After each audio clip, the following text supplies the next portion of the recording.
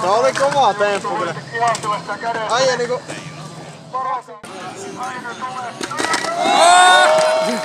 You need Cayman if you are not Cayman.